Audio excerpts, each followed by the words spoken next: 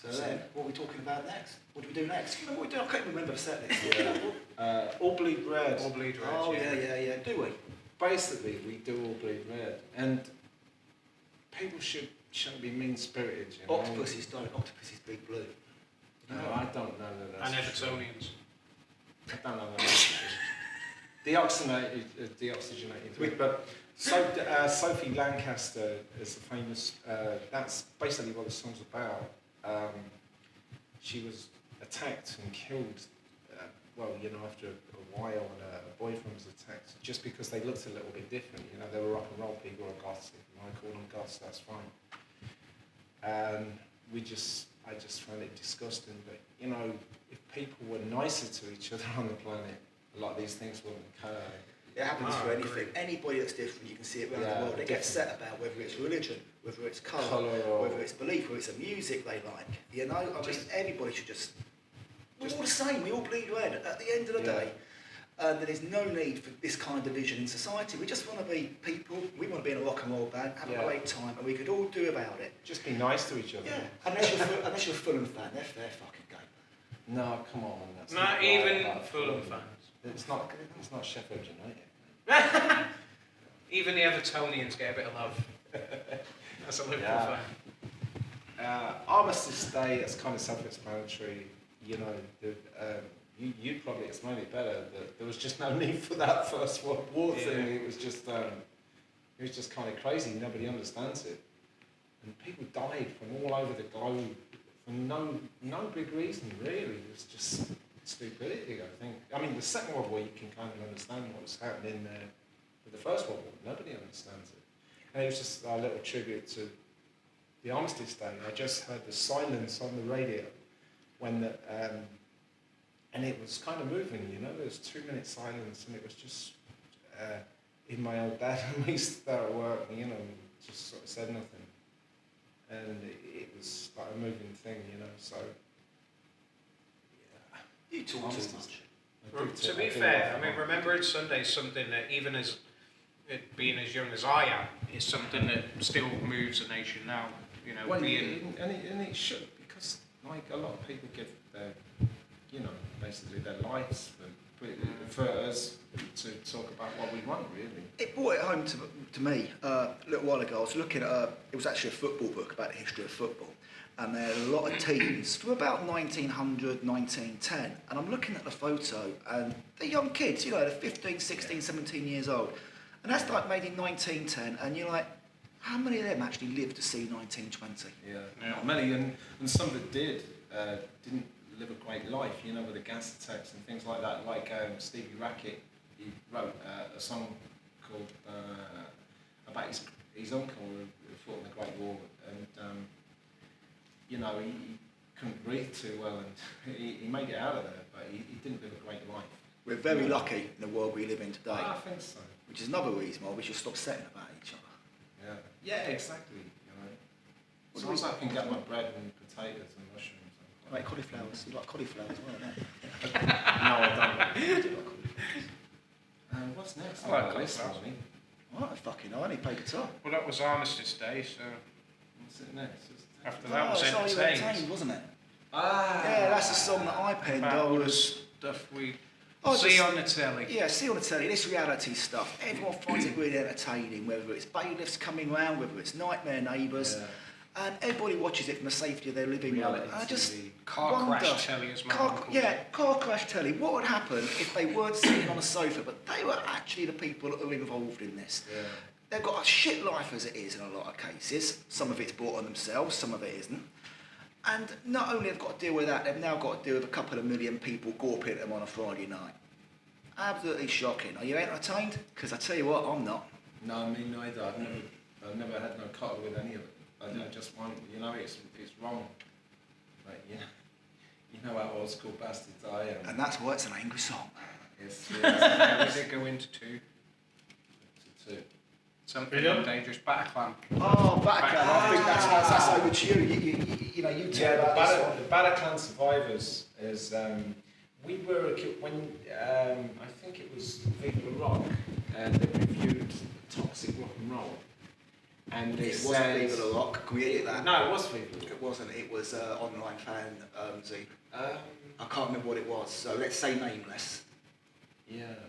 Bit of editing here, Michael. But what they said was there was an online review of our album. Yeah, it was an online, yeah. Yeah, and the guy said, cheap sentiment about us on BATACLAN Survivors. The truth of the matter is that two of our very good friends were actually at that massacre, and they ran for their fucking lives. Excuse my accent, but they ran for their lives, barricaded themselves in a room with 24 other people, and there was Sean and Natasha, some friends of ours in Paris. Sean explained it to me. There was a kick on the door. Hi. Hi, Sean and Natasha. There was a kick on the door, and they said, "Open up, it's the police." And everybody just laid there. They smashed the lights. They hit the deck. You know, as it says in the song. And they'd laid there because they knew it wasn't the police. Now, if they'd have opened that door, I think they'd have been fair game and they'd all been shot dead. So that's a true story. You know, a lot of lives lost over nothing as well. Yeah. Again, hatred for hate's sake. You know, it's bullshit. Who hates the Eagles of death metal? Because that's what happened. Madness. I like the version of the God bless them, and unfortunately they were married and they survived, but it taxed them verily up here, you know, the both of them. So they're still living through that. I guess they must have nightmares about it. What's up with it? Oh, one on subject, dangerous bastards. Dangerous bastard. Dangerous bastard. I grew up in a nice little town, Welling Garden City, so that's blown in rock and roll. Sorry guys, not Sunset Strip or wherever, or Stockholm or anything. Welling Garden City, just above London. Lovely place to live. Now, every town's got a fucking nutter. And we had one called Pat O'Connell, and he was a class nutter. I'd be 14, 15, walking through the city centre with my mates, and he'd pop out a side alley, and he'd lock his cock out.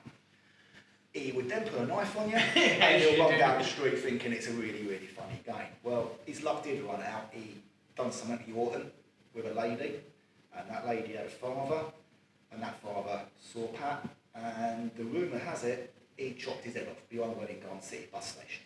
You could make this shit up. Every small town out there must have a similar story of someone that is just so fucked up and so, well... Corby's got a feud, you know who you are. Well, he was a dangerous bastard, wasn't he?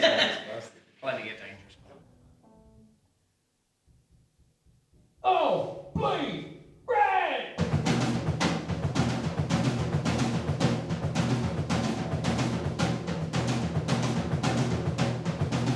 Stop out! Prejudice! Hatred and tolerance everywhere! Stop out! Prejudice! Hatred and tolerance everywhere!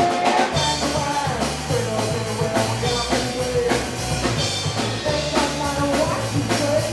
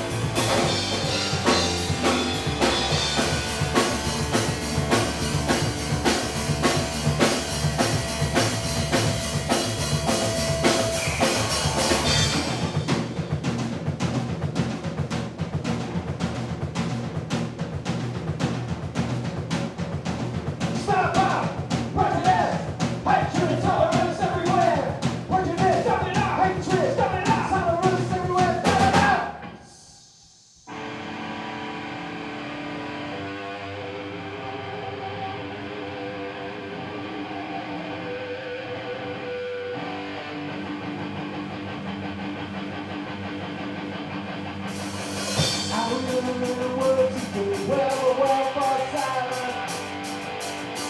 Will we ever find a better way than the man of violence?